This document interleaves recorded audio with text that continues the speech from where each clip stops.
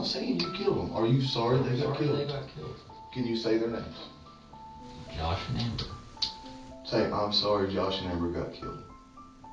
Not that I you did it. just said that. No, you didn't. You're saying it in parts. You can't even, because you can't. In October 2018, what seemed like a random act of violence revealed a much darker story, driven by obsession, manipulation, and revenge.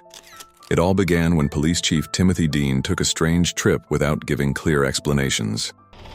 Well, try to turn around. Got your license and paperwork for this thing? 2 days later, on October 22nd, the quiet town of Sodus, New York was shaken. Police found Joshua Niles dead under his truck in his own driveway.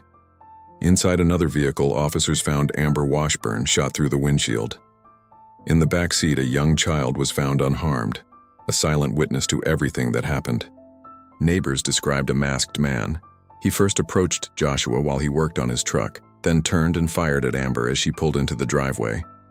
The shot was highly precise, suggesting experience with firearms.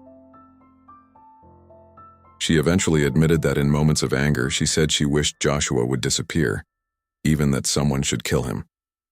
What she saw as words said in frustration became something much more serious. So I called his mom. And she's like, Charlene, yes, what's going on? Josh is dead. I hit the floor. Really? What the hell is going on? Yeah. Like, it still feels like a horrible bad dream. Right. Who? Why? That's what I want to know. What do you mean? Josh used to beat the hell out of me. Oh, really? That sucks. But, you know, Tim had never really spoke too bad about him, It was more of, if I could ever get into a fight with him, I would fight him. Do you think Tim's capable of shooting somebody? I can't see it. Yeah. Like, unless it was, like, on the job protecting his life. Right, yeah. I can't see it. He's not that type of person. Isn't that kind of unusual? I just keep people's privacy. We talked, but we didn't talk about that. After realizing she had no escape, she finally admitted everything. It was 1:30 in the morning. I had had about 2 hours of sleep in 2 days. And all I could think about was getting home to my children. Did you ever get back to them? No. That was it, wasn't it? Yes. I had just lost my kids, at least for the school year. And I said, you know what? I can't deal with this. I can't deal with the depression and the sadness anymore. I need my kids. My kids are my life. And he looked at me and he's like, what do we do? Charlene got the ASNR. I was like, he's got to go. He's got to go. So you say to Tim, we got to do something. And what does he say back to you? Okay. Okay? I will kill him. Is that what you understood him to say? He said, okay. Did you realize you'd crossed a line there? Not at the time, because it was just talk. This is the moment you became the architect of a murder. Yeah.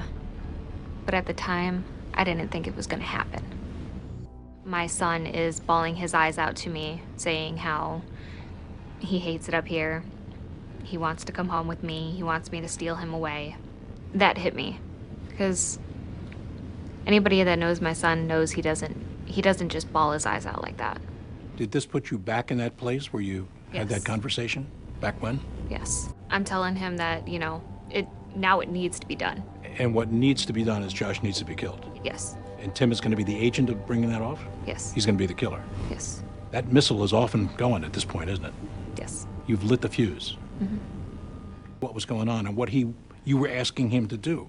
To go up to New York to handle business. So he says, yeah, I'm good for that, huh? What's the understanding between you and Tim about what is afoot at this point? He was going to drive up.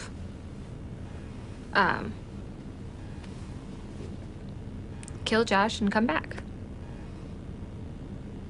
Charlene, that makes you a murderer. Do you realize that?